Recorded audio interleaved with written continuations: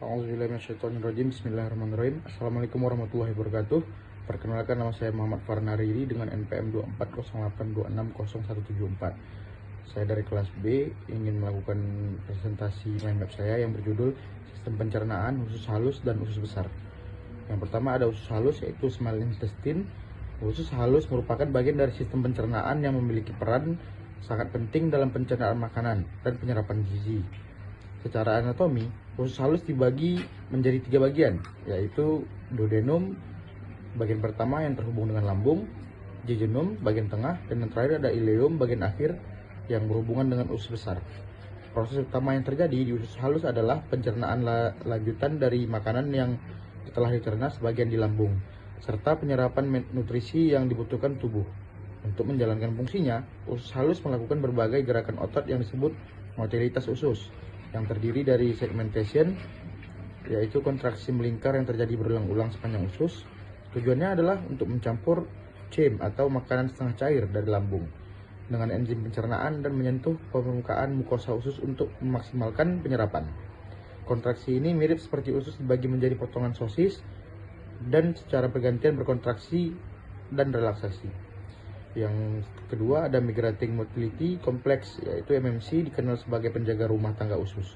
MMC terjadi saat sedang tidak makan dan berfungsi menyapu sisa-sisa makanan, sel mukosa yang mati, dan bakteri ke arah kolon. MMC dikendalikan oleh hormon motilin dan akan berhenti saat kita mulai makan lagi.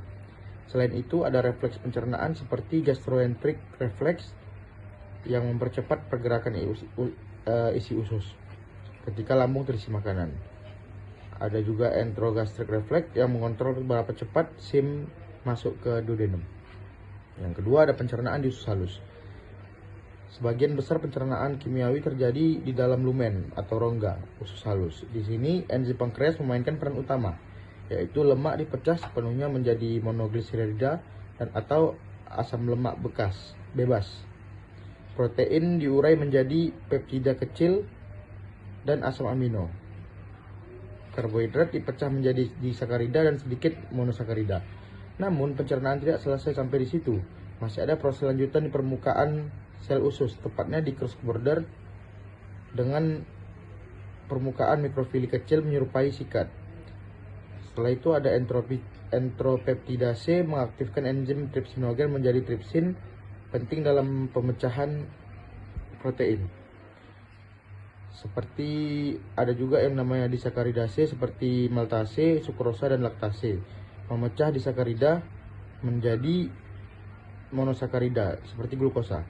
Aminopeptidase memecah peptida menjadi asam amino untuk diserap. Dengan kata lain, pencernaan diselesaikan tepat di permukaan usus sebelum nutrien diserap. Yang ketiga ada penyerapan di usus halus. Setelah makanan dicerna, nutrien diserap oleh sel-sel usus halus.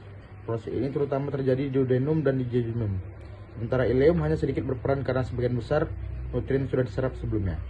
Agar efisien, usus halus memiliki desain khusus, yaitu ada plica circularis, lipatan mukosa permanen yang memperluas permukaan 3 kali lipat. Ada fili, tonjolan seperti jari di atas plika. Ada mikrofili, base border, tonjolan kecil dari sel epitelfili, meningkatkan luas permukaan hingga 20 kali. Penyerapan air dan elektrolit juga terjadi di usus halus. Air diserap secara osmotik mengikuti penyerapan Na atau natrium diserap secara pasif melalui kanal atau bersama ion atau nutrisi lain. Kalau untuk aktif dia di NaK+ dan PAM di sisi sel yang menghadap darah basolateral. Yang keempat ada usus besar, large intestine. Berbeda dengan usus halus, usus besar atau kolon tidak berperan besar dalam pencernaan atau penyerapan nutrien. Fungsinya adalah untuk menyerap air dan garam yang tersisa, membentuk fase dari sisa makanan yang tidak dicerna. Setiap hari sekitar 500 milisim masuk ke kolon. Di sini air dan elektrolit akan diserap sehingga sisanya menjadi massa padat. Kolon memiliki gerakan khas, yaitu haustral setting atau kontraksi lokal dari kantong-kantong usus untuk mencampur isi dan meningkatkan penyerapan. Ada mass movement, dorongan besar yang mendorong fase ke rektum biasanya terjadi 1-2 kali per hari, sering dipicu oleh makanan. Yang keenam, ada masalah klinis. Beberapa kondisi bisa terjadi akibat gangguan fungsi usus, yaitu ada diare, keluaran feses yang sangat cair dan sering penyebab umum infeksi atau virus atau bakteri, stres emosional, adanya partikel osmotik, dan racun dari bakteri seperti kolera yang menyebabkan sekresi cairan berlebihan.